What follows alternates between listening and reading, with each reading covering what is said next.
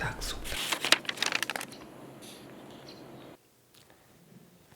안녕하세요. 속닥속닥의 태규입니다. 오늘은 김원 작가님의 천년의 수업을 준비했습니다. 바로 읽어드릴게요.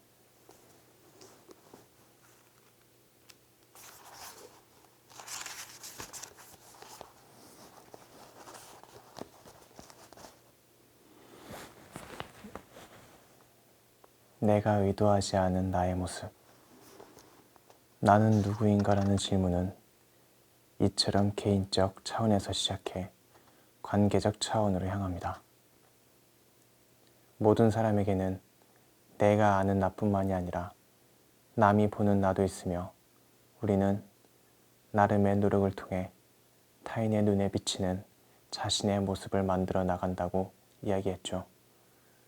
그런데 나에게는 내가 의도하지 않은 모습도 있습니다. 나는 누구인가? 라는 질문을 가장 복잡하게 만드는 문제이기도 하죠. 저는 커피를 참 좋아해서 식사 후에는 습관처럼 커피를 마십니다. 향도 좋고 맛도 좋지만 따뜻한 커피를 앞에 두고 앉아있는 그 시간이 특히 좋더라고요. 어쩐지 마음이 편안해진다고 할까요? 그런데 언제인가 커피 농장의 현실에 대한 기사를 읽었습니다. 세계에서 두 번째로 커피를 많이 수출하는 나라의 이야기였는데 커피 농장에서 일하는 노동자들이 극심한 노동 착취에 시달리고 있다는 내용이었습니다. 더욱 중요한 건 그중 3분의 1이 미성년자라는 사실이었어요. 그 아이들은 돈이 없어 학교에 가지 못하고 떼약볕에서 일을 합니다. 그렇게 종일 일하고도 고작 1, 2달러를 받는다고 합니다. 우리가 마시는 커피값의 절반도 되지 않는 돈이죠. 매일 커피를 마시면서도 저는 그런 현실을 잘 모르고 있었습니다. 커피를 마시는 일은 저에게 그저 한가로운 일상일 뿐이었어요.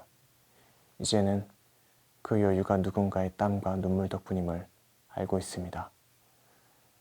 한 아이가 조그마한 손으로 주운 커피 열매들이 지금 내 눈앞에 있는 커피 한 잔이 된 것이죠. 그러고 나서 생각해보니 제 의도와 상관없이 저로 인해 벌어지는 일들이 참 많더라고요. 그동안 제가 먹고 입고 사용한 모든 것들은 쓰레기가 되어 땅과 바다, 공기를 오염시켰을 것입니다. 그러고 싶었던 적은 단 한 번도 없지만 사는 동안 환경을 파괴하고 오염시키는 일에 가담하고 있는 거예요. 인간으로서 생존해 나가는 것 자체가 지구에는 해가 되는 일이겠죠. 학창시절에는 공부를 너무 열심히 해서 민폐를 끼쳤는지도 모릅니다. 여러 학생들이 경악할 만한 얘기지만 저는 어릴 때부터 책 읽고 공부하는 게 참 좋았어요. 그런데 제가 공부를 하면 할수록 괴로웠던 친구들도 있지 않을까요? 예를 들어 어떤 친구들은 너는 왜 저렇게 공부하지 않느냐고 부모님이나 선생님한테 혼이 나거나 비교를 당했을지도 몰라요. 그리고 제가 1등을 했을 때 2등, 3등을 한 친구들은 속이 상했을 거예요. 저도 저보다 공부를 잘하는 친구로 인해 패배감을 느낀 적이 있거든요. 저는 커피가 좋아서 커피를 즐겼을 뿐이고 공부가 재밌어서 열심히 한 것뿐이에요. 환경을 해치기는커녕 보호하고 싶은 사람이기도 합니다. 하지만 뜻하지 않게 누군가를 힘들게 했고 주위에 좋지 않은 영향을 끼치기도 했어요. 오만방자하게도 그동안 다른 사람들에게 덕을 끼치며 사는 편이라고 생각했는데 실은 그렇지 않았던 거예요. 오늘날 내가 누리는 평안의 일부가 타인의 희생을 바탕으로 얻은 것임을 깨달았을 때 저는 나는 누구인가? 라는 질문에 다시 부딪히게 됐습니다. 개인적 차원에서의 나는 물론이고 타인과의 관계에서의 나 또한 어느 정도는 파악을 할 수 있고 원하는 방향으로 조절하는 일이 가능합니다. 하지만 마지막 단계는 그렇게 하기 어렵습니다. 다른 사람을 힘들게 하는 나를 아는 것도, 그런 상황을 바꾸는 것도 말이죠. 커피를 마실 때마다 죄책감을 가지라거나 마시지 않아야 한다는 뜻이 아닙니다. 제가 커피를 마시지 않는다고 해서 커피 농장의 아이들이 노동에서 해방되는 것은 아니니까요. 커피 소비량이 갑자기 준다면 그 아이들은 적은 돈이나마 벌 수 있는 기회마저 잃을지도 모릅니다. 이런 일들은 간단하게 해결할 수 없고 대책을 세우기도 쉽지 않습니다. 그러나 커피를 소비하는 우리가 그러한 현실을 아는 것과 모르는 것은 분명 다릅니다. 인간은 사는 동안 끊임없이 타인에게 영향을 미칩니다. 우리가 사는 세상은 너무나 복잡하게 얽혀있기 때문에 내 행동의 여파가 주변뿐 아니라 지구 반대편에 살고 있는 사람이나 생물들에게도 닿을 수 있어요. 의도하지 않았더라도 다른 존재를 힘들게 할 수 있습니다. 그러나 대부분은 그 사실조차 모르고 살아갑니다. 굳이 알려고 하지 않고 때로는 알면서도 애써 외면합니다. 그걸 비난할 수는 없을 거예요. 범죄를 저지르는 것도 아니고 일부러 하는 행동도 아니니까요. 하지만 나의 악이 없는 행동이 누군가에게는 아픔이 될 수도 있는 현실을 인식하고 그들의 아픔을 헤아리는 마음이 필요하지 않을까 싶습니다.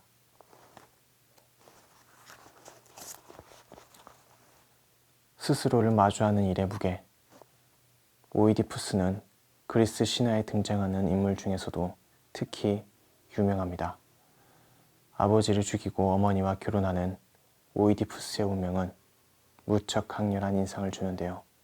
아마 사람들의 머릿속의 신화는 잔인하고 자극적이라는 생각을 심어준 대표적인 주인공일 것입니다.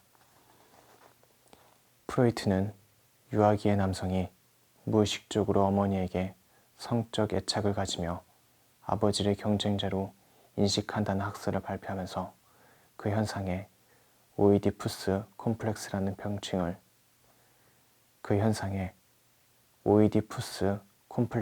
명칭을 붙이기도 했죠. 저에게 있어 오이디푸스는 불확실한 자아 정체성의 상징과 같은 인물입니다. 그는 평생 나는 누구인가를 물었던, 그리고 물을 수밖에 없었던 사람이에요. 오이디푸스는 원래 테베의 왕자였습니다. 테베의 왕 라이오스와 왕이 이오카스테 사이에서 태어났지만 버림을 받았어요. 이유는 다름 아닌 신탁 때문이었습니다. 사실 오이디푸스에 대한 예언은 그가 태어나기도 전에 내려진 것이었어요. 아이가 생기지 않아 고민하던 라이오스는 신탁을 받기 위해 신전을 찾았고, 나중에 태어날 아들이 자신을 죽이고 자신의 아내를 취할 것이라는 무시무시한 말을 들었습니다. 라이오스가 할 수 있는 일은 아내를 멀리하는 것뿐이었어요. 하지만 술에 취한 라이오스는 아내와 잠자리를 같이 했고 10달이 지난 뒤 아들이 태어났습니다. 후회스럽기 짝이 없던 라이오스는 신탁의 저주를 지우기 위해 아기의 발목에 못질을 한 뒤 양치기를 불러 아기를 버리라고 명령합니다. 아이를 죽이려는 것이었죠. 그러나 마음 약한 양치기는 차마 아이를 죽도록 그냥 버릴 수 없었어요. 때마침 만난 크린토스의 양치기에게 아기를 넘겨주었고, 그 양치기는 코린토스의 왕 폴리보스에게 아기를 데려갔습니다. 자식이 없어 고민하던 폴리보스와 그의 아내 메로페는 그 아기를 친아들처럼 감쪽같이 키웠죠. 그리고 오이디푸스라는 이름을 붙여주었어요. 오이디푸스가 고대 그리스 말로 퉁퉁 부은 발이라는 뜻이거든요. 오이디푸스는 자기가 코린토스의 왕자인 줄 알고 자랐습니다. 그런데 장성에서 아폴론 신전에 갔다가 끔찍한 신탁을 듣고 맙니다.